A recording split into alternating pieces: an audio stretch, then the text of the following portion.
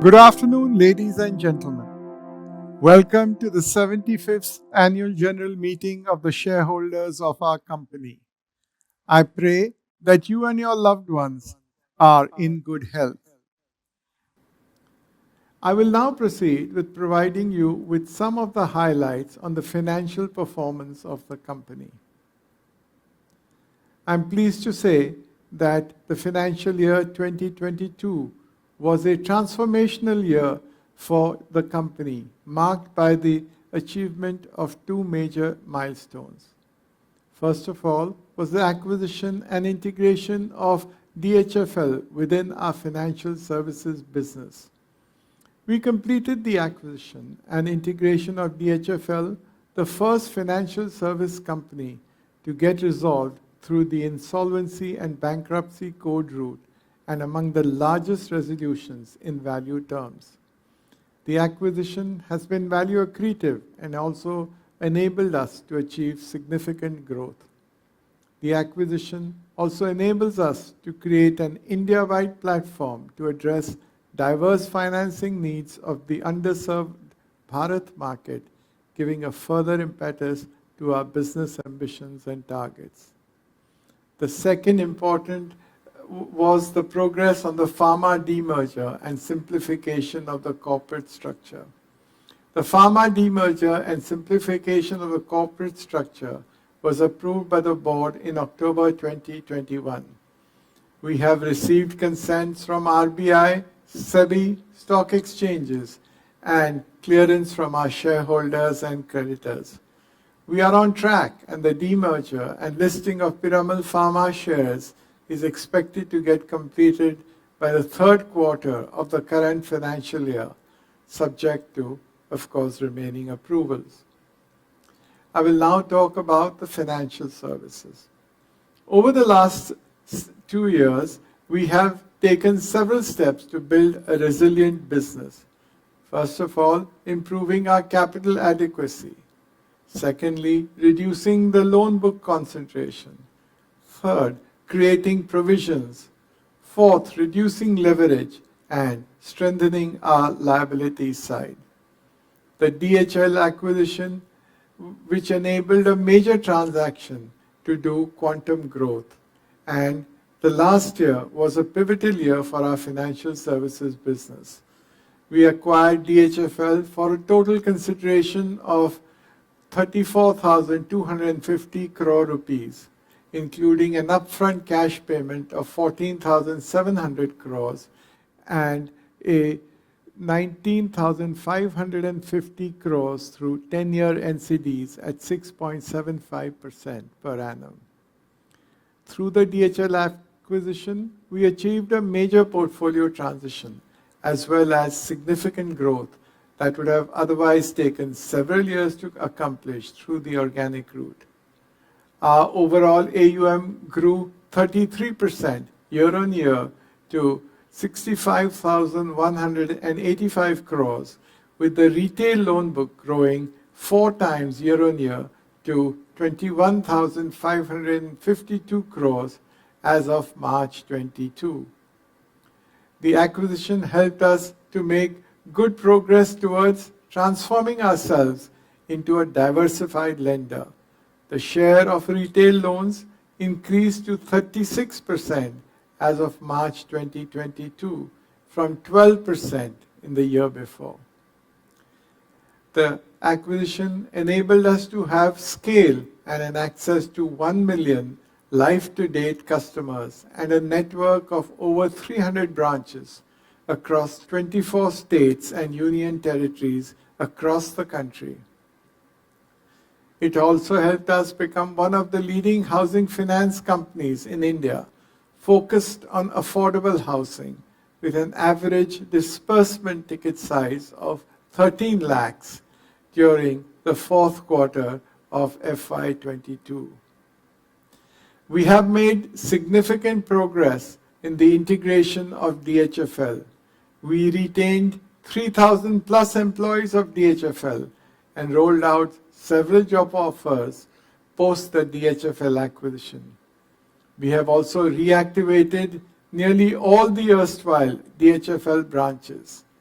With the DHFL integration now largely complete, we are focused on achieving sustained growth and profitability. In the space of retail lending, in 2020, we launched a technology-led multi-product retail lending platform, which is digital at its core and phygital, that is physical as well as digital, at the customer's end. Over the last few quarters, we also assembled a best-in-class leadership team across various businesses. Retail disbursements witnessed a healthy growth of 267% year-on-year growth, reaching 1,480 crores in the last quarter of FY22. As a result of this, activation of multiple branches along with new customer acquisition. We are looking forward to expand our branch network further by adding 100 branches in the current year, expand our product suite by launching new differentiated, higher yielding products, enter new partnerships with fintech and consumer tech firms to acquire customers at scale at low acquisition costs, and continue our investments in technology to help us improve cost efficiency and better manage asset quality. With all these initiatives, we are on track to achieve loan disbursements in the retail space of 2,000 to 3,500 crores in the third quarter of the current year, which is 5 to 7 times of the pre-merger levels. On the wholesale lending front, over the last few years, we have significantly increased the granularity of the wholesale loan book. As of today, no single borrower exposure, net of provisioning, exceeds 10% of the net worth. We have now launched our Wholesale Lending 2.0, and we onboarded a new CEO for the wholesale lending business and laid out the foundation for Wholesale Lending 2.0.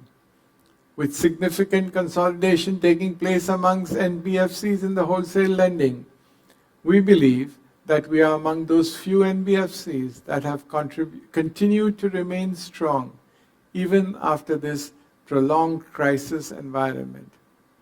We aim to cater to a large addressable market and have started executing new deals in our wholesale lending business.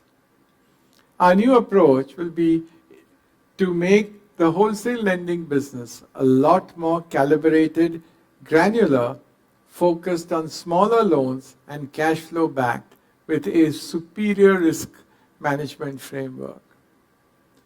Coming to our asset quality, our gross NPA declined during the year to 3.4% as of March 22 versus 4.1% in the previous year, and our NNPA ratio fell to 1.6% compared to 2.1% in the previous year.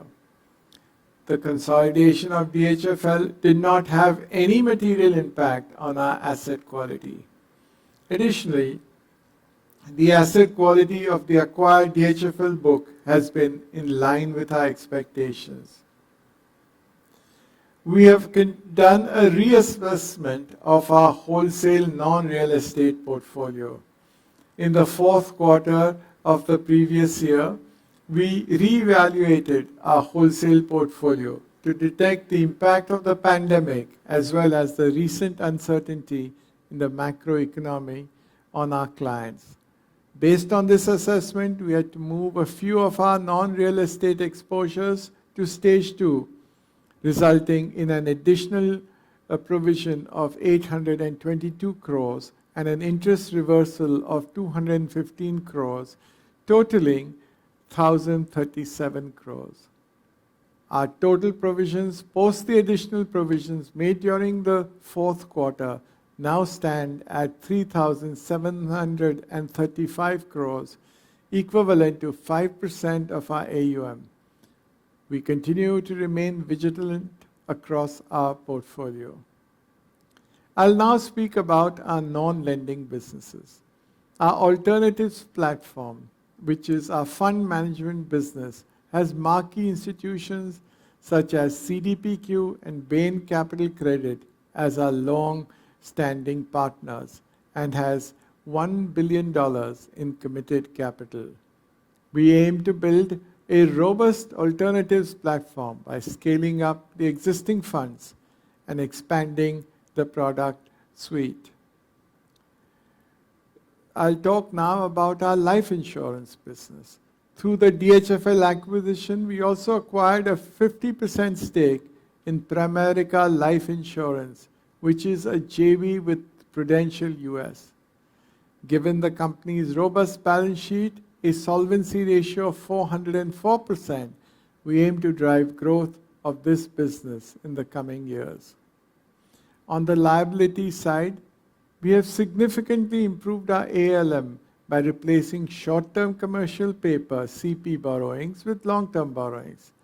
The DHFL acquisition enabled us to raise 10-year loans worth 19,550 crores, further strengthening our ALM portfolio with significant positive ALM across all buckets. Our cost of borrowings have been also gradually declining over the last few quarters. In the last quarter of FY22, the cost of borrowings declined 170 basis points year on year to 9.2%, while our incremental cost of funds reached nearly 8.5% post the DHFL transaction. We expect the borrowing cost to decline further as we continue to diversify the loan book, tap additional funding sources to diversify the borrowing mix, and refinance our high-cost debt. Moreover, we are well positioned to navigate the current rising interest rate environment as 79% of our borrowings are on a fixed rate basis. In financial services, with a scalable, tech-driven lending platform, significant firepower for organic growth as well as acquisitions, given our low debt equity ratio of the financial services business at 2.7 times and considerable value unlocking potential, that is the investments in Shriram, we feel that we are well poised to become one of the largest top quality NBFCs in the coming years. I will now talk about pharma. The pharma business has consistently been delivering healthy performance since our Abbott deal in 2010. And post the sale of the domestic pharma business to Abbott, we rebuilt an entirely differentiated pharma portfolio comprising of these niche verticals: the CDMO, complex hospital generics, and India consumer health. In this period of the last 10 years, the company has consistently delivered strong performances. Pharma revenue has grown 3.5 times at a CAGR of 13% from 1,906 crores in FY12 to 6,700 crores in FY22. EBITDA has gone up 9 times at a CAGR of 24% from 133 crores in FY12 to 1,206 crores in FY22, with EBITDA margin improving from 7% in FY12 to 18% in the last year. We continue to deliver in line with our long-term performance track record. Our pharma business recorded a 16% year-on-year revenue growth in the last year, despite a challenging macro environment, demonstrating the strength of our business model as well as the agility of our teams to deliver a resilient performance even in a tough environment. Our uniquely positioned CDMO business grew 10% year-on-year. The business grew despite some execution-related challenges that we faced, related to logistics, availability of raw material, and manpower. We have, in the year, acquired a 100% stake in Hemo Pharmaceuticals, and a 33% stake in Yapan Bio. These acquisitions added peptide API development and manufacturing to our capabilities and enabled us to add new technologies and capabilities in large molecules, including vaccines and gene therapy. We have committed 157 million of growth-oriented CapEx investment across our various sites. The complex hospital generics business witnessed significant recovery with a 20% year-on-year growth during the year. We continue to retain our leadership position in key portfolio products across multiple geographies. We leveraged a differentiated portfolio of 40 existing products and have a strong pipeline of 36 plus SKUs in niche areas. Coming to our India consumer healthcare business, we delivered a 48% year-on-year growth during the year. We witnessed strong performance in power brands, which contribute 57% of our FY22 revenues. We also launched 40 new products and 18 SKUs during the year. To improve the brand recall of our key brands, we continue to significantly invest in media and trade spends and have engaged several well-known ambassadors. We strengthened our presence on the alternative channels of distribution with the launch of our own website. Each of the pharma businesses has a compelling plan for organic and inorganic growth in future, and we expect to deliver in line with our long-term growth record. Now I'll come to the work which is being done by our foundation. Doing well and doing good is our corporate purpose. Piramal Foundation teams continue to support government efforts to battle the pandemic, serving the most underserved communities across India. We served 2.73 million people across 112 aspirational districts and 6 tribal districts through our campaigns on COVID-19 awareness and vaccine hesitancy, while strengthening government systems to deliver better to citizens by building the capacity of 97,604 people. We are forging partnerships and collaborations with like-minded, value-based entities along with local influencers to complement the government's efforts. We also strengthened our partnerships with Niti Aayog, various district governments, and other organizations such as USAID, BMGF, Rockefeller, Google, and the Children's Investment Fund Foundation.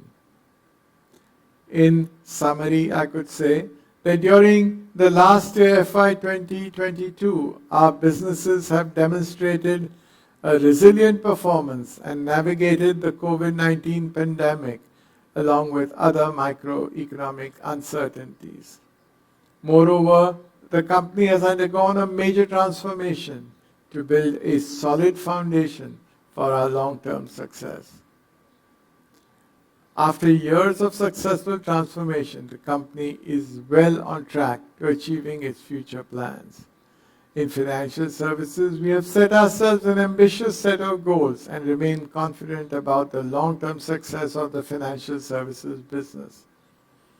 Over the next 5 years, we aspire to expand our presence across 1,000 locations with 500 to 600 branches across India, grow retail disbursements by 40 to 50% on a CAGR basis, double the overall AUM from FY22 levels, achieve a loan book mix moving to 2/3 retail and 1/3 wholesale loans.